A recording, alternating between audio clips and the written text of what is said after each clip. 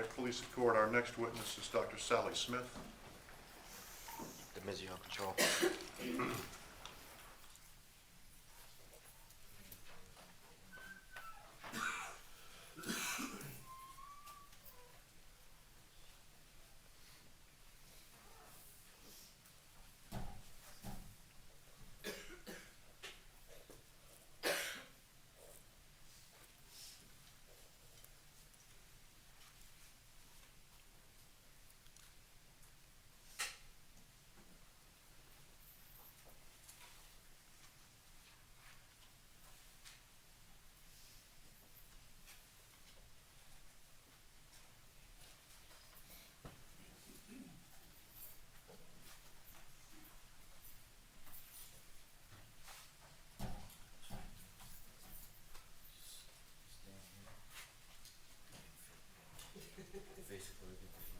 Do you solemnly swear or affirm the testimony you're about to give will be the truth, the whole truth, nothing but the truth? I do.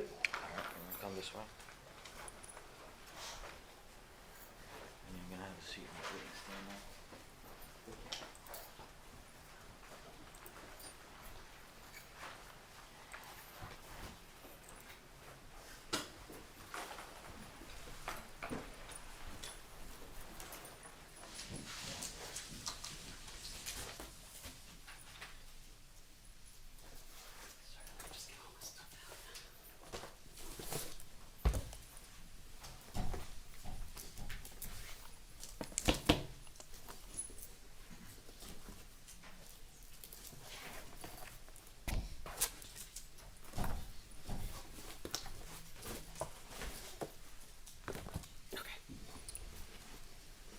Morning.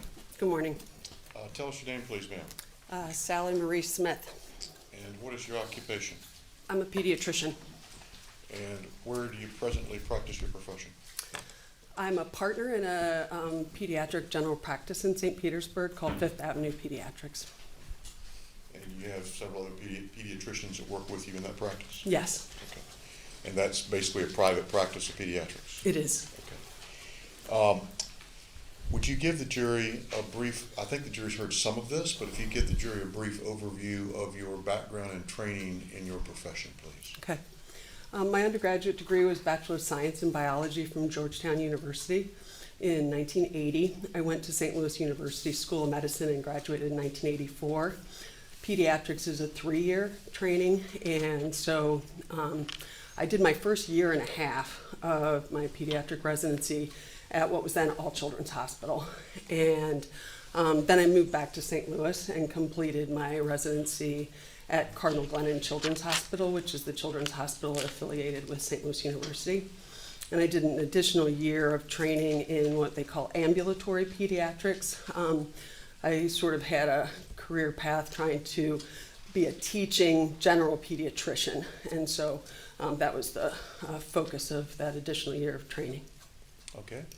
And did there come a point in your career at which you became interested in child abuse pediatrics? Yes, actually when I was in medical school.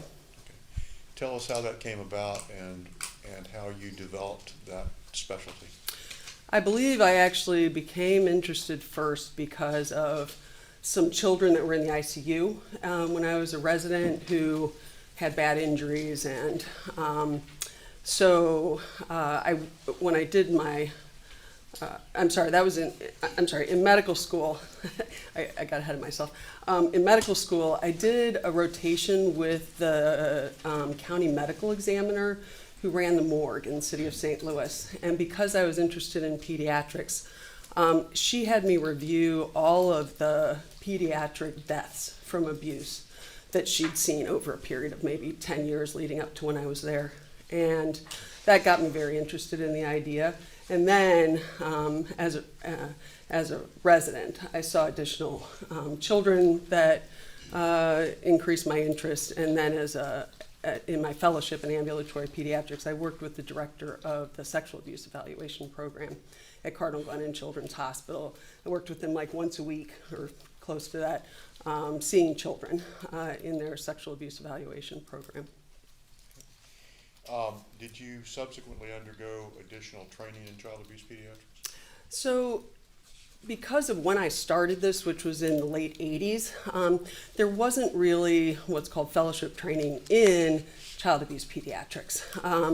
So what I ended up learning over the years was mostly through experience. And beginning in 1988, I was the director of a sexual abuse evaluation program in New Brunswick, New Jersey at the Robert Wood Johnson University School of Medicine, and I was a teaching general pediatrician there. And then in 1990, I moved back to Florida, and I actually took a general pediatrics faculty position at All Children's Hospital. And as part of my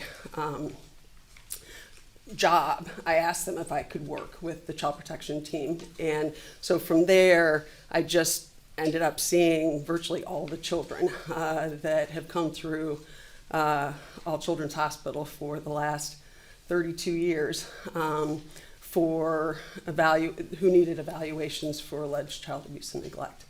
So I gained my training, if you will, in the trenches, just seeing children, looking things up, reading about it, checking with expert colleagues, learning from the radiologists, the neurosurgeons, the other people who work with these children down at All Children's, and ended up acquiring a pretty high level of expertise. Did there come a point in time at which you applied for board certification in child abuse pediatrics? Yes, so in 2009 was the first year that a board certification was made available for the specialty of child abuse pediatrics. And at that time, as I mentioned, because there wasn't really a fellowship in child abuse pediatrics, which would be 2 or 3 years additional training, the people who were allowed to sit for the exam could also be people who had at least 5 years experience in evaluating children for child abuse, were working in that specialty for at least 20 hours a week, which I qualified for both of those. And also you needed to have essentially a letter sent to the American Board of Pediatrics from someone who was kind of a recognized expert in child abuse, who would sort of vouch for you, that you were a person that should be allowed to take the exam. So I took that exam, I believe in November of 2009. It was in the fall. And then I think early January was notified that I had passed the exam and therefore was board certified in child abuse pediatrics. Okay. Now, did there come a time in your career at which you became involved with the child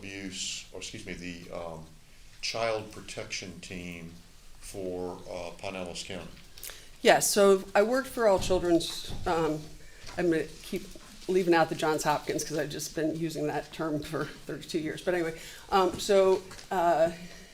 when I went to All Children's to join the faculty, I started working with the child protection team in Pinellas County, and the hospital basically had an arrangement where they billed the child protection team when I saw cases for them for the hours that I worked, and allowed me to have the time to do that. And so for that 12-year period when I was working for the hospital, I was on campus. And so vast majority of the children who were hospitalized where there were allegations of child abuse and neglect and a medical evaluation was requested, I did those evaluations.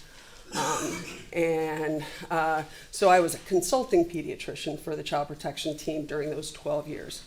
In November of 2002, their medical director left, and they asked me if I would take over as the medical director. So at first I tried to work out a way to keep my job at All Children's and also do that, but it wasn't really very practical, and so I ended up resigning from All Children's at that time and became the medical director for the child protection team. So for Pinellas County, that's about a 20-hour a week. I ended up working more like 26, I believe, over time, but it's about a 20-hour per week job. And so I did that, and within a few months, I started working at this private practice where I still am. Okay. Let me back up a little bit there and try to clarify a couple of things. you indicated you resigned from what was then just All Children's Hospital, Right, no Johns Hopkins, right, in 2002, is that right? correct. And at that time, you became the director of the child protection team for Pinellas County, correct? Right, the term they use for the physician is the medical director. So I was the medical director, yes. So, what is a child protection team, and who constitutes it? Who were you working for at that time? So the child protection teams, Florida has a kind of a model program for the country, and it was set up in the late 70s. I think that All Children started. Objection, Your Honor. This is beyond scope. Sustained. Move the strike. Sorry? Sustained.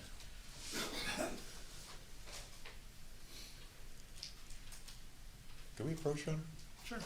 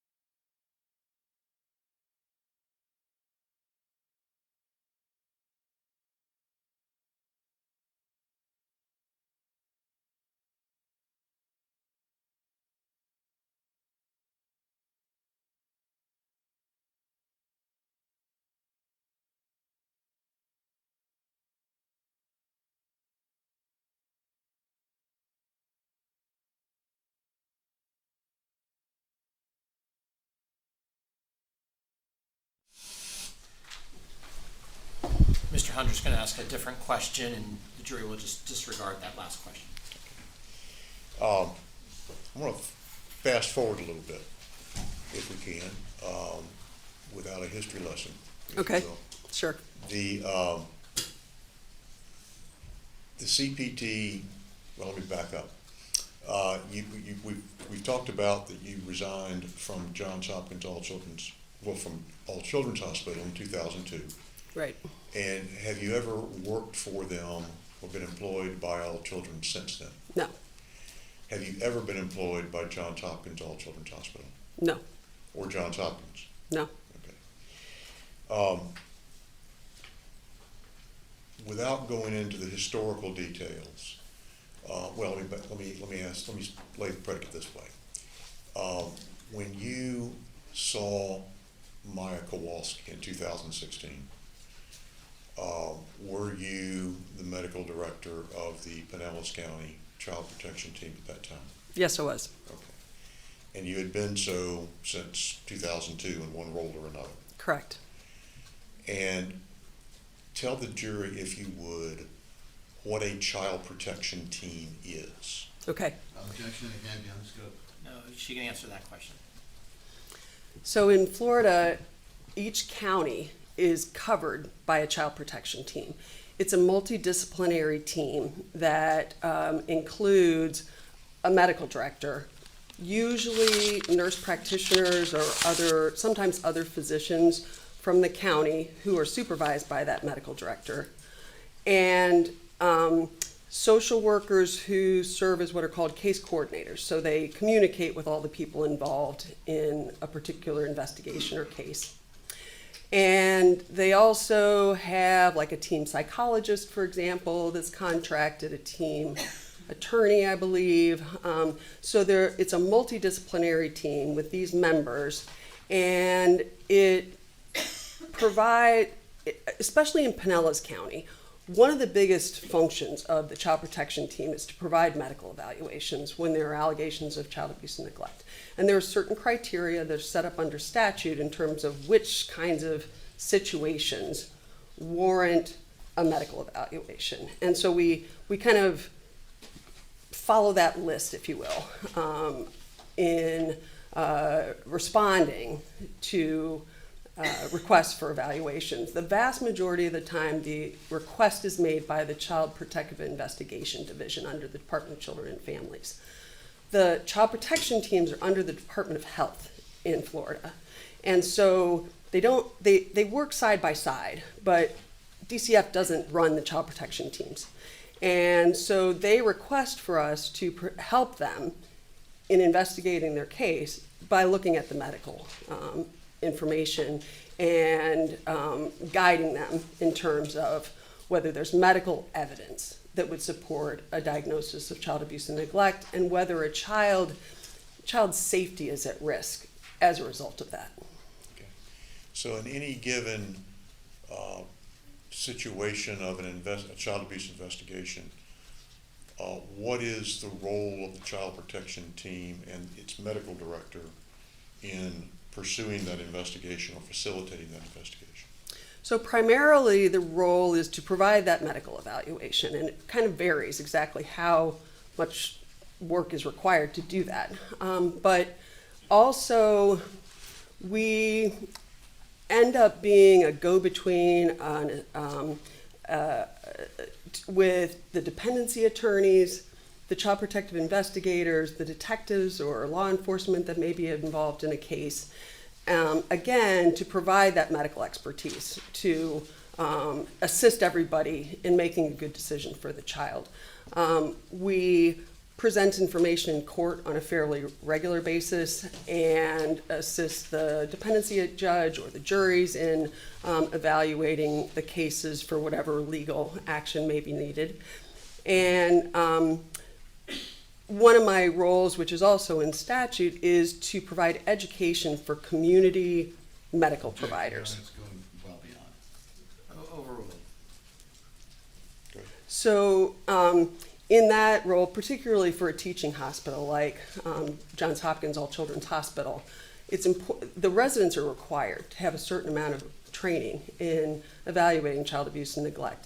And so over the years, I've been involved in that element as well to help provide education for the medical students and residents there at the hospital. Okay. And do your statutory duties as medical director of the CPT, in your understanding, require that you consult with healthcare providers in a situation where a child has been sheltered? There certainly are scenarios in which that's an important component of what were my responsibilities. Not always, but many times, especially in more complicated cases, the treating physicians at the hospital may need an ability to consult someone who is more expert in child abuse or neglect case for a variety of reasons. Now, in the fall of 2016, and particularly in September and October of 2016, you've told us that you were the medical director of the Pinellas County Child Protection Team at that time. Correct. What other hats did you wear as a pediatrician in the community at that time? So I had my private practice. At that time I was working half-time there, now I'm full-time. And I also, ever since I moved to Pinellas County in 1990, I had active medical staff privileges at All Children's Hospital. I do to this day. And that doesn't mean anything about being employed by the hospital or being somehow under the hospital, but the medical providers that go in the door there have to have credentialing in order to go in and see patients, communicate with the other physicians, review the medical records and the radiology studies and lab work and all those kinds of things. And so that was essentially another hat where I was active medical staff with the hospital. And then as a community pediatrician, and obviously I'd been there for 12 years, so I was well known to the medical staff members, and they asked me to be a representative on a number of hospital committees over the years as a representative of the community to sort of bring that to the table. So I think at the time in 2016, those were the main additional roles that I had besides being the medical director of the child protection team with regards to all children's. Okay.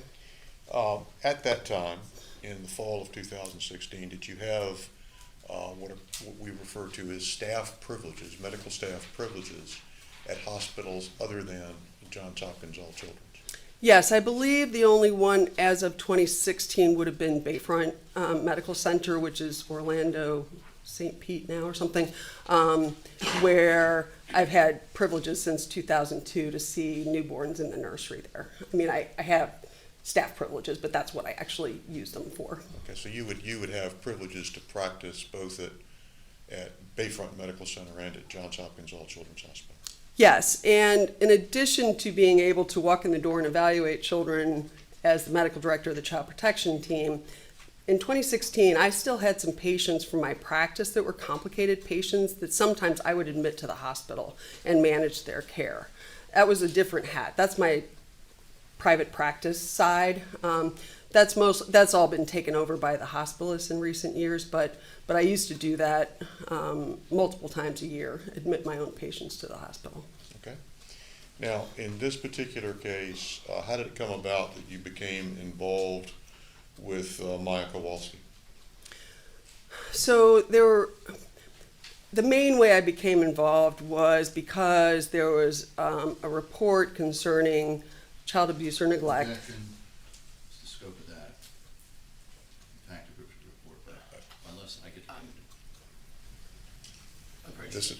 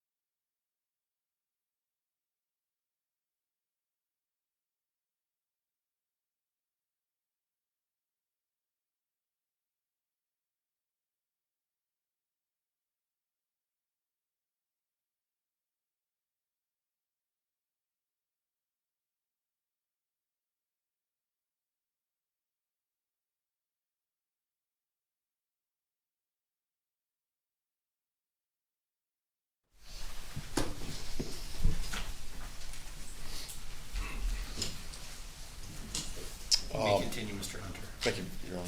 May it please the court. Let me focus this a little bit. Okay. In early October of 2016, did you receive a call regarding Maya Kowalski from Dr. Beatrice Tepa-Sanchez? Yes, I did. And at that time, when you received that call, did you have any knowledge of Maya Kowalski or her admission to All Children's Hospital? No, that was the first I learned of it. Okay. And Dr. Tepa-Sanchez contacted you regarding concerns that she had? Yes. And what did you do to tell us very specifically, and not at any length if you would, what you did in response to that phone call? I talked to her on the phone about, she was asking me about what to do about a possible case of, I believe her terms were Munchausen syndrome by proxy. And we talked about the kinds of things that are needed to assess that diagnosis, such as medical records. Objection as to. What? Oh, you can continue, Mr. Okay, good. Sorry. And we also talked briefly, as I recall, about this specific case. And I tried to give general advice in terms of how pediatricians can approach concerns for Munchausen syndrome by proxy, or what I prefer to call medical child abuse. And were you called at that point as a member of the child protection team or as a medical staff member at Johns Hopkins All Children's Hospital, or do you know? My understanding was I was being called as the person they all had known for 32 years to be the hospital expert in child abuse and neglect, as an active medical staff member, and another active medical staff member was seeking my assistance, advice about what to do about a case where there was concern. Now, with a call such as that, would that be considered a consultation? That would be my understanding of what that's what I thought it was. Did you access the medical records from Maya Kowalski at that time? I believe I did briefly, yes. And did you take any further action as far as evaluating the patient herself and her medical care at that time? No, because to do anything as a child protection team medical director, I need to be asked by the investigators to provide a medical evaluation. And at that time, to my understanding, there was no actual investigation ongoing yet. And Dr. Tepa Sanchez wasn't the person under Florida law who can ask me to provide that medical evaluation. So it was a Saturday, as I recall, 1-ish in the afternoon, and we had a little discussion at that time, and then I honestly didn't think about it more, do anything more about it until Monday, when I got that referral where the child protection team was asked to provide a medical evaluation. So between the time that you spoke with Dr. Tepa Sanchez and looked at the chart briefly, and the time you were advised of an investigation on Monday morning, As I recall, it was Monday morning, yes. did you take any action to render diagnosis, care, or treatment to Maya Kowalski? None whatsoever. And so you had a brief telephone conversation, and until you were told there was an investigation, you took no other action to involve yourself in this patient's care. Correct. Now, once you were advised of the investigation, did you undertake well, first of all, and I want you to answer this question very narrowly. Okay. Were you advised of an investigation and asked to conduct a medical evaluation as the medical director of the child protection team? Yes. And is that the point at which you began your investigation of the case? That's the point at which I began my medical evaluation of the case. I wasn't the investigator, those are other people. I was providing a medical evaluation for the child protection team to assist those other people. Okay. And in conducting that investigation, were you acting as a medical staff member of All Children's Hospital, in other words, a pediatrician in consultation, or were you acting as the medical director of the child protection team? You know, there's a slight overlap because the privileges that I have at the hospital allow me to review their records and enter the building and examine children and things like that. So there was a slight element of my active medical staff credentialing that was in play, but primarily I was acting as the medical director of the child protection team. Who was conducting the care of Maya Kowalski at that point? At that point, she was in the pediatric intensive care unit at All Children's, and so the ICU physicians, the pain management team, I'm not sure if there were any other consultants that were involved at that point. Certainly all the nursing staff and the support staff and everything were the ones that were managing her care.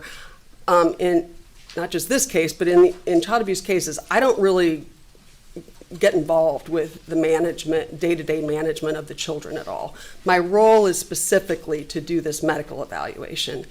And so I focus on that part and not really anything related to, whether the child gets a regular diet or what medications they're on or how often they're getting vital signs or any of that kind of thing. And is your involvement in the medical evaluation as the CPT medical director part of in your understanding, part of your statutory duties as the medical director of the child protection team? Yes. With respect to Maya Kowalski, did you ever write a consultation in her chart? So the physicians that are treating the children that I see down there for a child abuse evaluation obviously are going to be helped if they know all of the medical data related to that potential diagnosis. And so recently there's a different electronic medical record system and it doesn't exist anymore, but at the time that I was involved with this case, what I would routinely do would be to provide my medical report to the treating physicians at the hospital to assist them. And that's okay when they basically ask me if they can have my report, then I can provide it to them.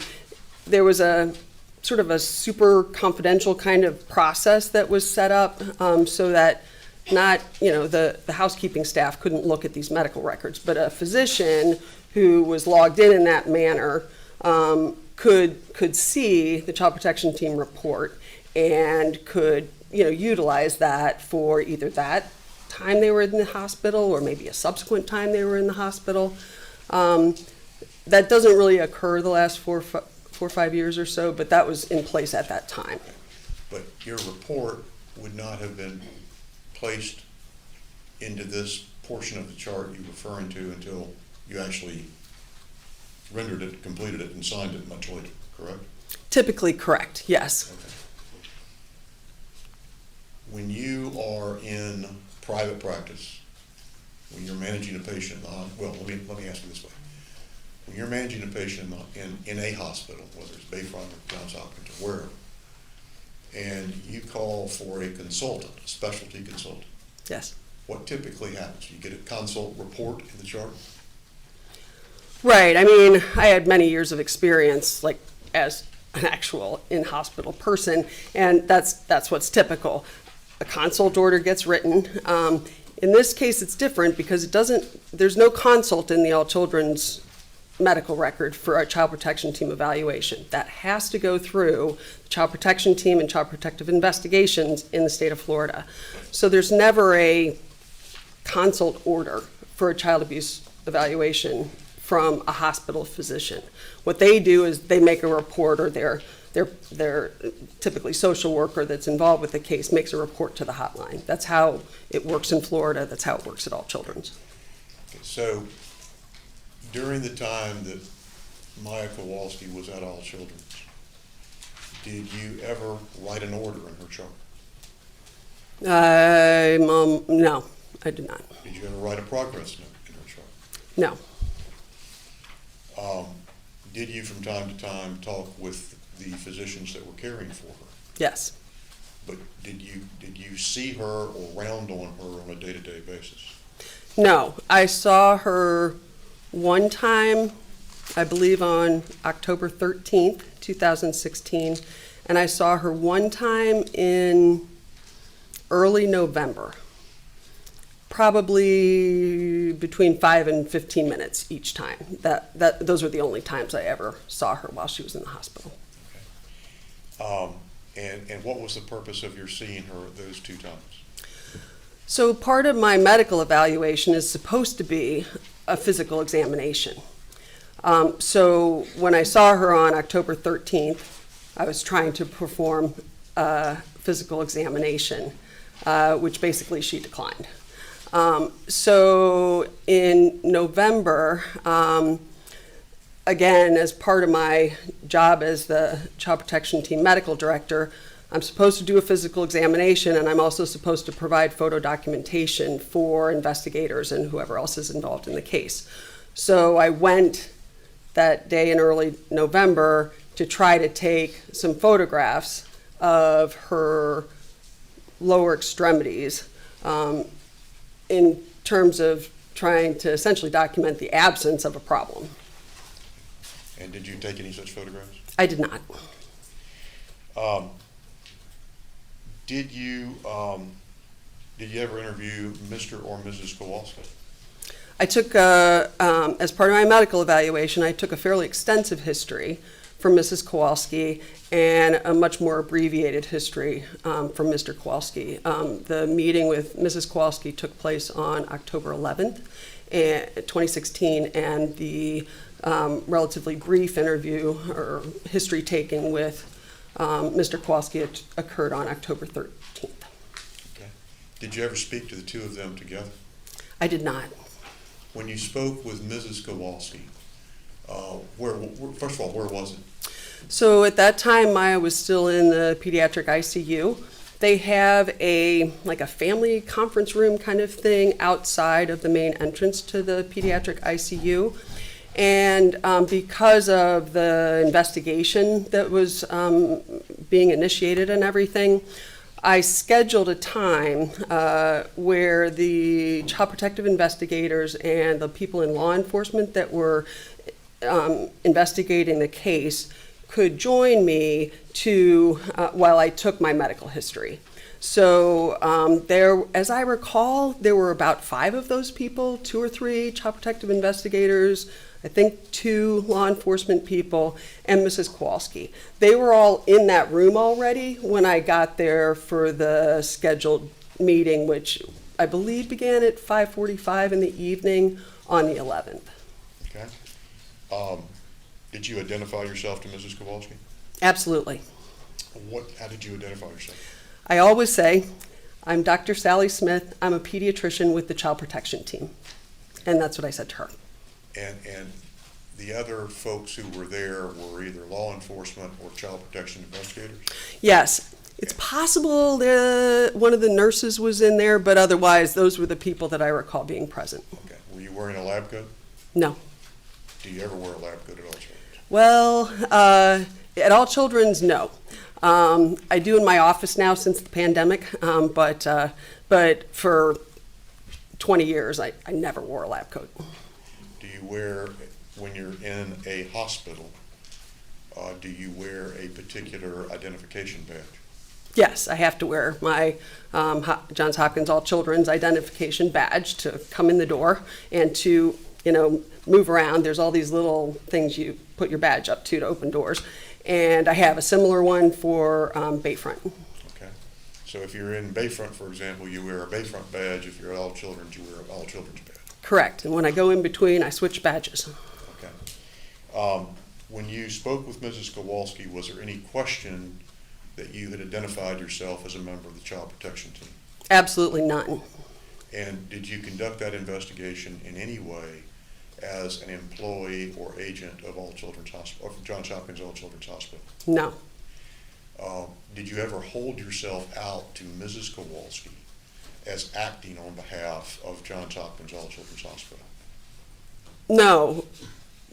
As I said, this was a scheduled meeting. Everybody knew exactly what was happening. Did Mrs. Kowalski know? Absolutely. How do you know she knew that? Objection, speculation. Sustained. Are you aware of how Mrs. Kowalski might have known that this meeting was going to take place? As I said, they were all in the room when I got there. So and I believe some of these people had already interviewed her as part of their investigation. She probably recognized some of these people. They got on their badges and their, work-related clothing and things like that. So, Objection, again, speculation as to what the auto recognized. She overruled, she can say what she saw. Granger. So, and I introduced myself. I don't quite see how it's possible that she didn't know who I was and what was happening. How long did that meeting take place? About an hour and a half. And you subsequently had an opportunity to speak with Mr. Kowalski? Yes, so, Let me, I'll Okay. follow up on that. When did you talk with Mr. Kowalski? So that was on October 13th, and I'm honestly not sure exactly what time. Okay. And how long did that discussion or meeting last? I would guess about 10, maybe 15 minutes. And who was present for that meeting? The bedside nurse, I'm pretty sure she was still in the ICU that day, and Mr. Kowalski and Maya. Did you identify yourself to Mr. Kowalski? Yes, I did. And how did you identify yourself?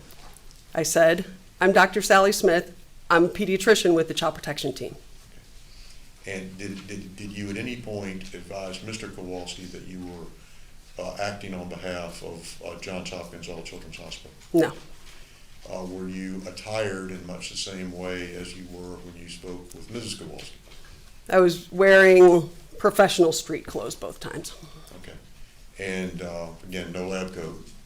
No, I would have had my badge on both times because I was in the building, but otherwise, just professional street clothes. Now, at the time that you spoke with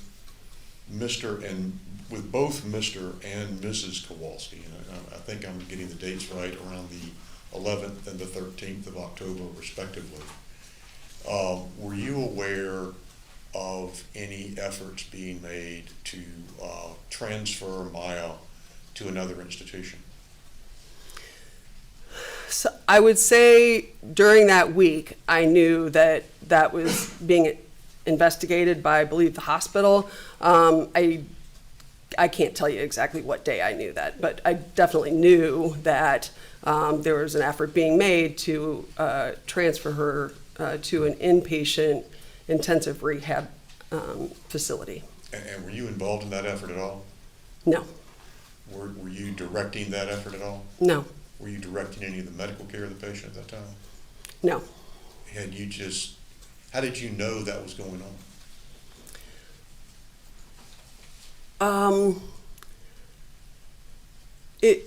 That's why I'm not sure exactly the time frame. I know that week there was a multidisciplinary staffing that took place with people from the Sarasota County investigators and Child Protection Team and myself. And I believe there was discussion at that meeting. I believe that meeting was on the 13th, but I'm not 100% sure. But there were multiple discussions that I had with the treating physicians at All Children's that they were trying to make that kind of thing happen. Okay. And did you have any understanding about whether there was an effort being made to wean Maya Kowalski's medication or reduce her medication as part of that effort? I did not really, have any involvement with any of that. I believe at one point later in October, maybe right around now, October of 2016, that I, knew that that was happening. Okay. And did you, once again, did you learn of that from the physicians directing her care, or did you attempt to direct that care yourself? I learned that from communication with the attending physician. Okay. And do you typically follow that as part of your statutory duties as Child Protection Team medical director? In other words, follow the course of the patient's care? Yes. Typically, when I've seen a child, and then as I'm writing my report, I kind of go back in the chart, see what's happening, put some of the quote-unquote hospital course into my report, and then, reach the conclusion. This was a much more extensive, lengthy process, so at that point, at the end of October, I hadn't, done any report or anything, but I was still in communication with them related to what was happening with the child abuse part of the case. Okay. Now, let me ask that we put up trial exhibit 2123-723 in evidence.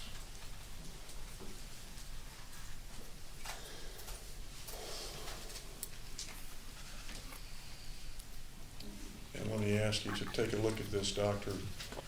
it's an email from Kathy Beatty. Do you know who Ms. Beatty is? Yes, I do. And did you in fact make a request of Ms. Beatty to get together with the treatment team to talk about Maya's upcoming needs in December? Sorry, Of, I got my stuff in front of the screen.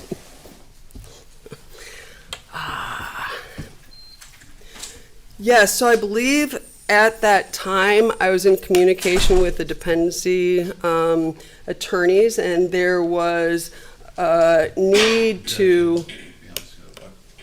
And You can answer that question.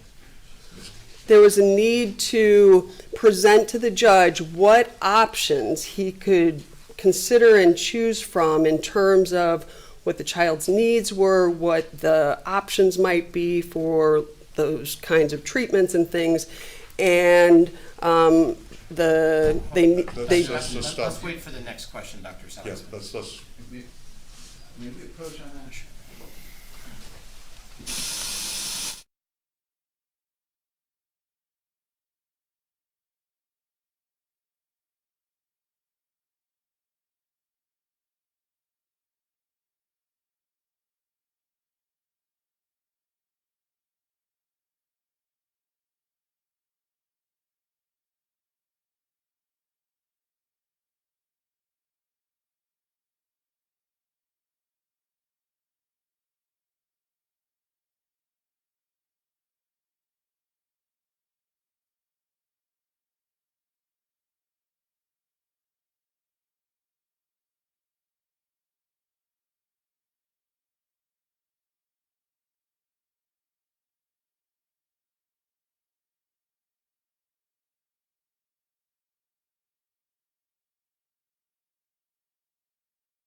Sustained. Members of the jury, you're going to disregard the answer that Dr. Smith was just giving. Mr. Hunter will ask a different question. well, let me ask a kind of a bottom line question here first. Hold on a second. Can I see the attorneys again?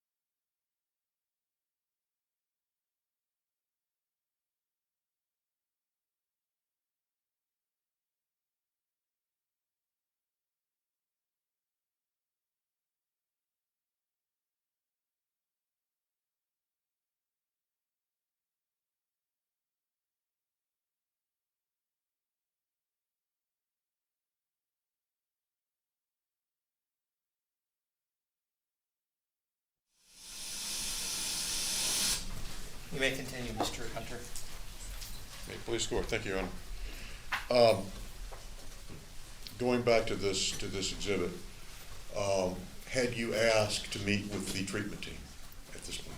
No, I was making that request in my role as the medical director for the child protection team to assist with that side of the situation. Okay. Were you a member of the treatment team? No, and I didn't attend this meeting. Oh, so you wound up not attending this meeting? It wasn't for me to be there, it was for them to have the discussion. Ah.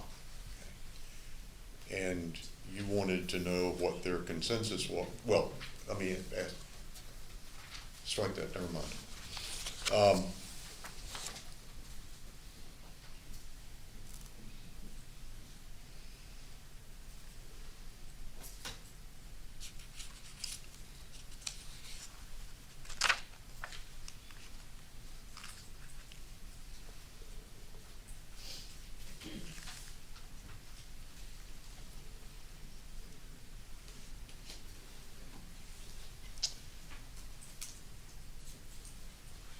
did there come a point at which you became aware of any pictures or videos being taken of mine? Yes. And tell us in general how that came about. I'm not sure from the standpoint of the treating team at the hospital. From my standpoint, that was related to attempting to have some photo documentation as part of my evaluation and that could be available as part of the investigation. Was it your did you have any understanding of whether the treatment team desired any such pictures for clinical reasons? I believe so, but what I can speak to is what I was doing or my role with it, and my role was related to this attempt for some, in this case, video documentation for the purposes of the investigation. So was there ever any point during this patient's entire hospitalization at which you were part of the treatment of the team rendering clinical care to Maya Kowalski? No. And did you ever hold yourself out as such No. to the parents? No. That's all I have for now, Your Honor.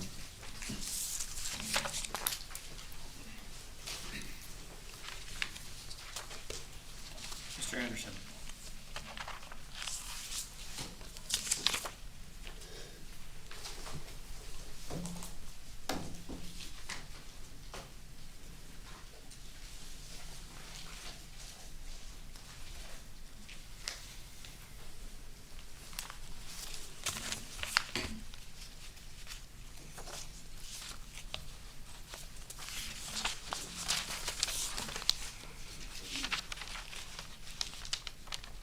Dr. Smith, how many times have you testified in court?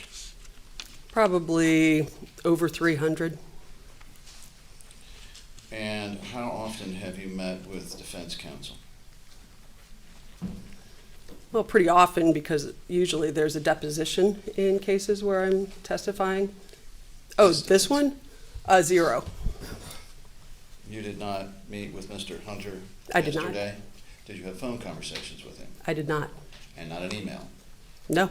In the week before, did you? No. How did you know to come here today? Because my attorney from Suncoast Center's insurance company told me to. Are you still doing what you were doing in 2016 to this day? I'm a pediatrician. I resigned from the child protection team last July.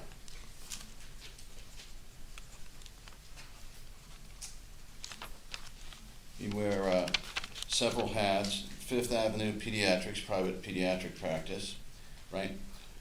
Yes. And then back in 2016, you were more or less director of the Johns Hopkins child abuse team, right? They don't have a team. They had residents that came to our clinic to learn about child abuse pediatrics once or twice during their second year of training. And I was the designated director for that rotation for them. And if we had maybe 5 or so over the 20 years I was the medical director, residents who came and worked with us for a month, so I would be the person that would be supervising them for those rotations. All right, so you're in charge of the residency and For so those things. and so you were considered at this point by Dr. Tepa Sanchez as the go-to person for Johns Hopkins insofar as the. Sustained. Have you ever heard that you were referred to as a go-to by the doctors there? Well, they wouldn't be saying that to me, so I'd have to say no. I don't know what they say amongst themselves. Okay. Now, you said, though, that you weren't a part of the treatment team. Did I understand your testimony? I was not. Here? Correct. we bring up exhibit 1002-0005. Next to last paragraph, bottom sentence.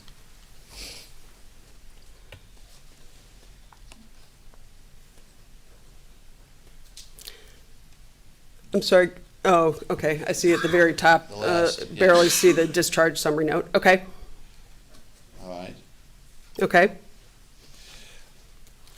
Now, you weren't and didn't have any training in psychiatry, right? Just rotations in medical school and residency. You were not a pediatric psychiatrist. Certainly not. You were not a pain specialist. No. You were not an anesthesiologist. No. You were not involved in rehabilitation medicine. No. But you were included nonetheless in this treatment team, were you not? No. Let's go to 002-0006.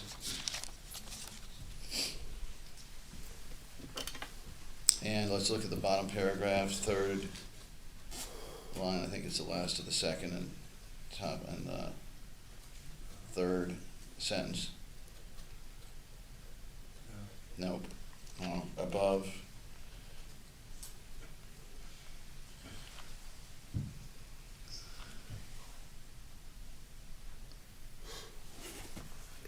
No.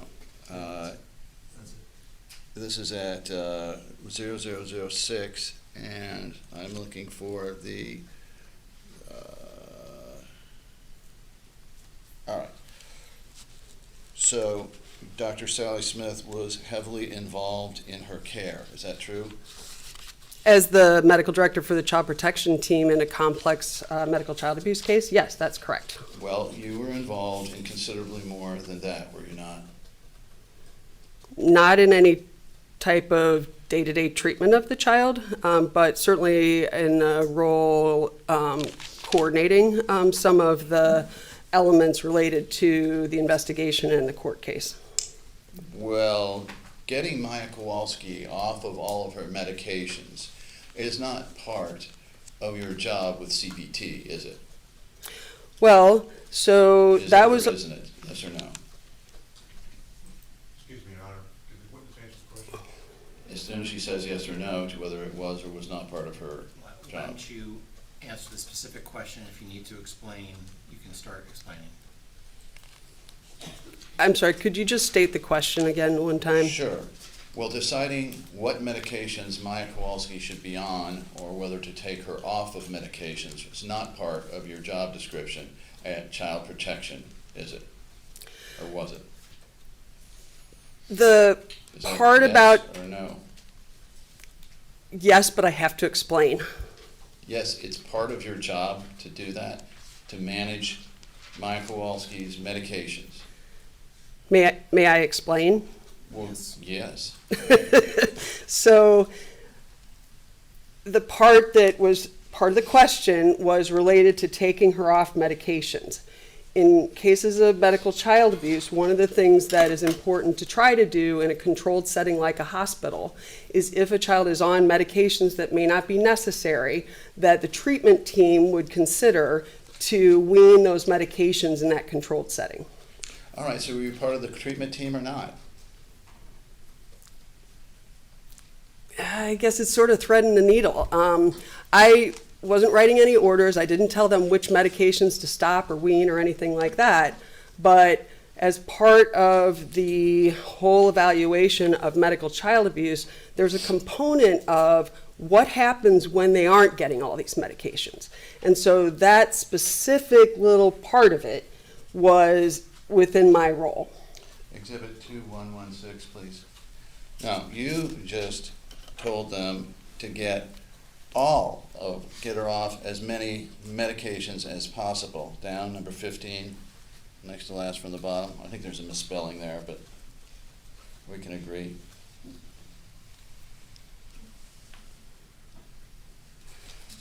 I believe the legal Is term that is a text from you? To Yes, it is. Paula Dees? Yes, it is. The Paula Dees that testified, well, you wouldn't know. Probably are, but is that as many meds, it just says mess here, but it's supposed to be meds as possible, Yes, and her reply is the last one's going off today. okay? So were you or were you not advising the treatment team, as part of the treatment team, to take Maya Kowalski off of all of these medications? I was assisting them from the standpoint of the medical child protection team, medical child abuse realm. And as the reply makes it clear, they were already doing it, and I didn't even know they were. So certainly wasn't directing that process. You didn't know what they were. Weren't you involved in Maya Kowalski's lab results as well?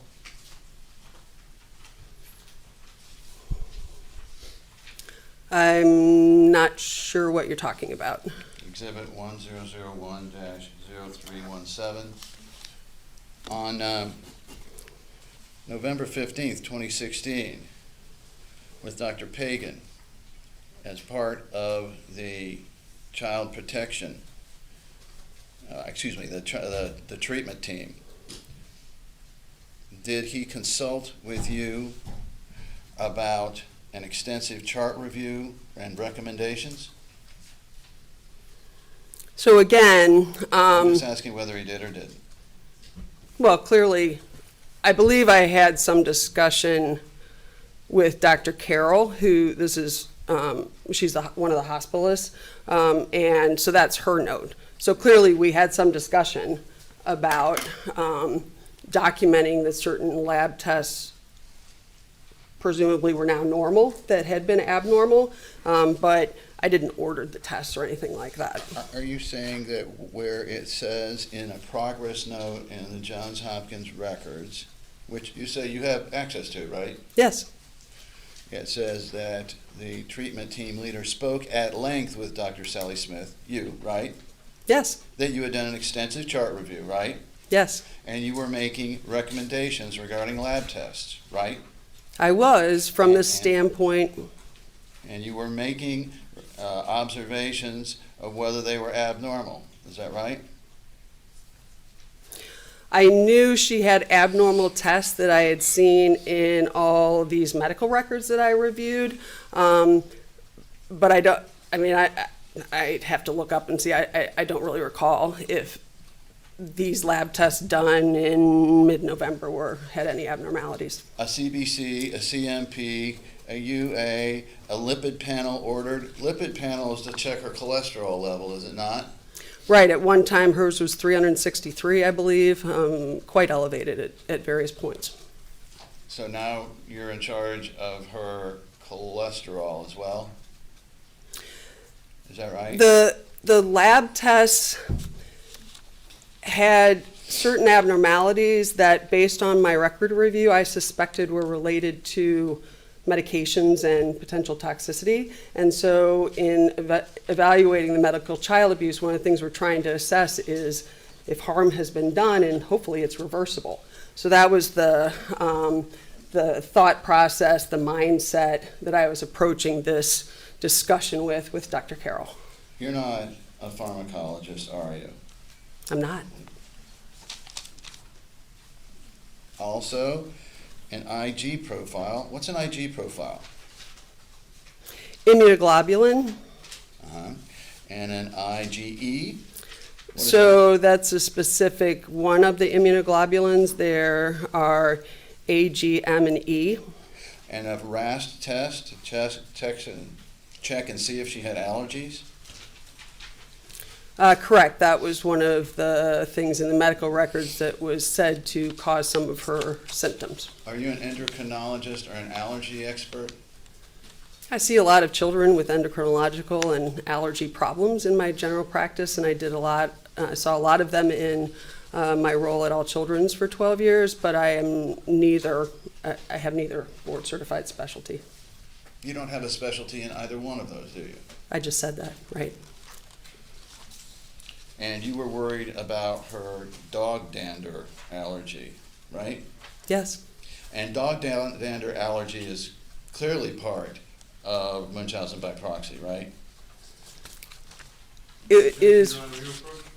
Yes.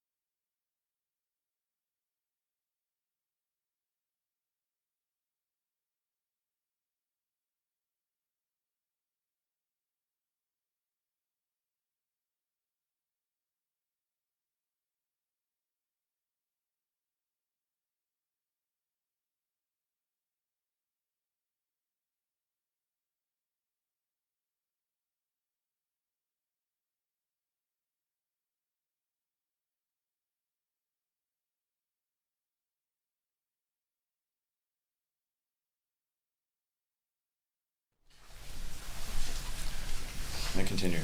No, I was just sustaining that objection. All right. And on December 13th, 2016, I realize you might not recognize a lot of the dates, but to put it in context, by December 13th, 2016, now Maya had been at the hospital for what, 1, 2, almost 3 months? 2 months. October 2 months. 17th to December 13th would be a little over 2 months, right? Right.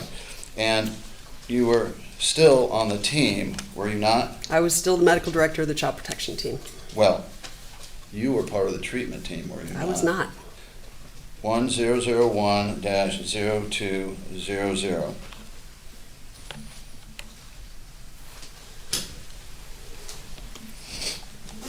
Did you or did you not confer with the team regarding creating a behavior chart?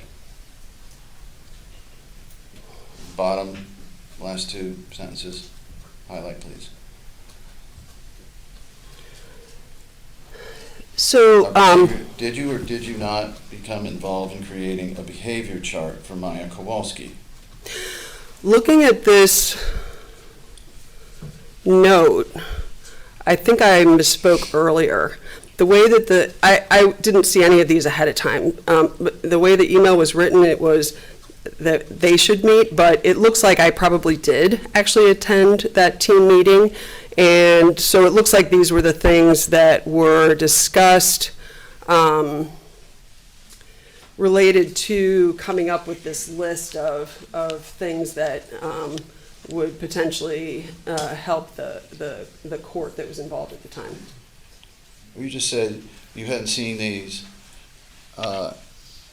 prior to this. Why would it be important for you to see all of these notes in the medical record prior to this, if all you're here to do is tell the truth about what you know?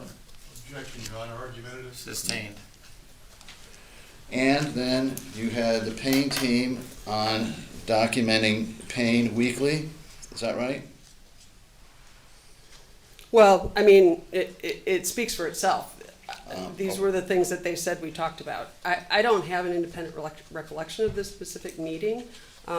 And certainly, I've been reviewing a lot of stuff the last couple of weeks, but I did not see this nor Kathy Beatty's email ahead of time. So, I'm just going by what I'm seeing right here at the moment.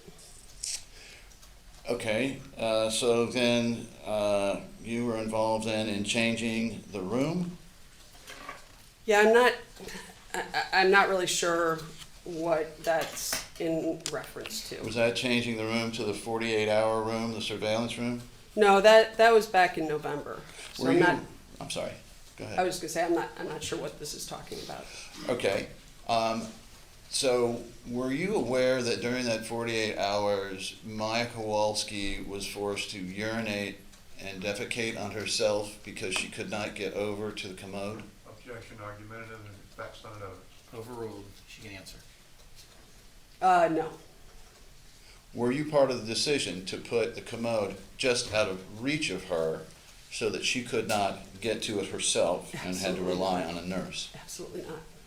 Were you part of any decisions to make sure that the nurses moved slowly so that she would be forced to have the decision of either urinating on herself or worse, or, I guess, calling and waiting. No, I had no idea about that or what you're talking about. Would that be child abuse? I think that would be a stretch. Argumentative. Sustained. All right, so,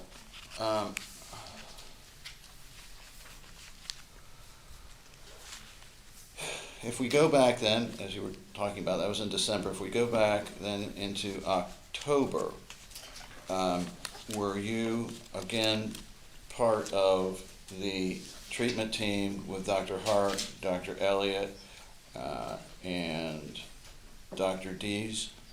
No. 1001-0429, please.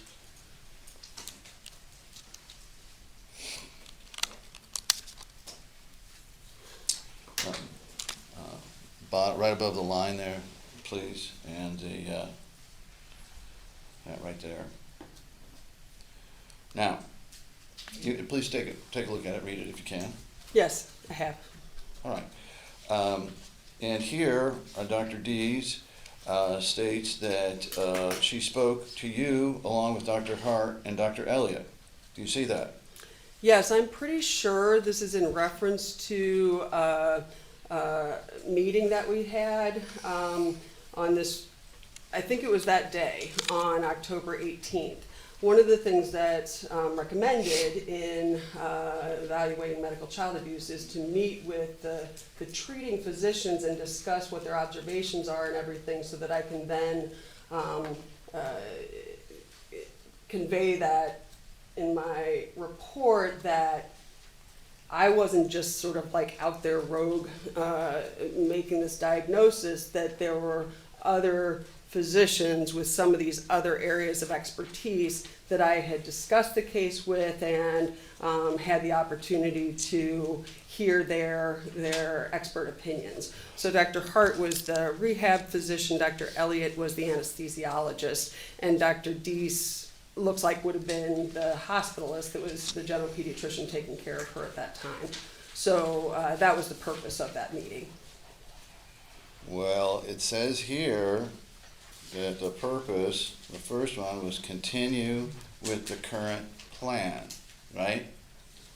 I don't think that's what it says. I think those are two separate things. All right. Well, wouldn't a treatment team be the team deciding about keeping with the current plan?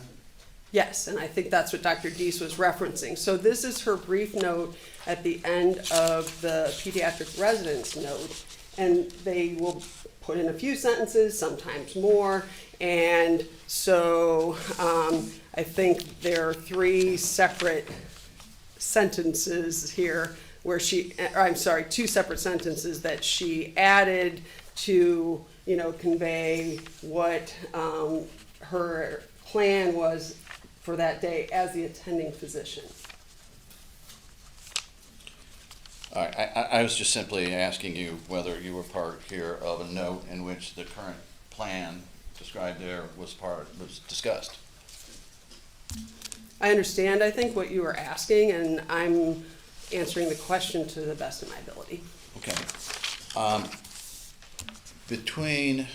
You're aware that on October 8th of 2016, there was no active state investigation of the Kowalskis. I'm not sure exactly when the report was made, but I think at least part of the day on the 8th, that is correct. It was either late that day or the following morning. I found out about the case the following morning, so the 9th. Yes. So what were you doing accessing Maya Kowalski's private, confidential medical records on the 8th if you were just part of the child protection team and there was no investigation? I was doing so under HIPAA's what's called TPO exception to the confidentiality guidelines, which allows for... Objection, move to strike for legal conclusion as to what the statute says.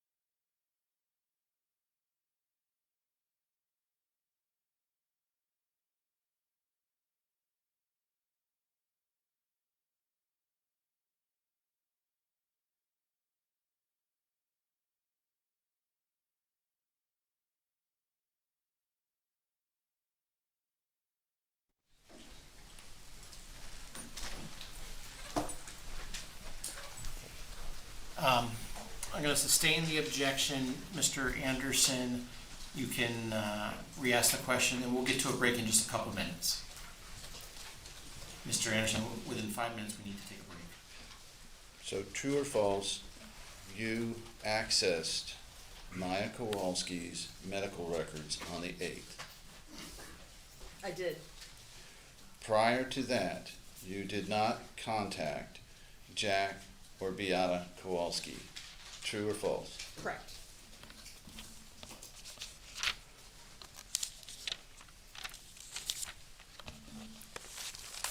Is it not true that you often walk in after... Mr. Anderson, if you're going to a different, I am. then why don't we take the break now?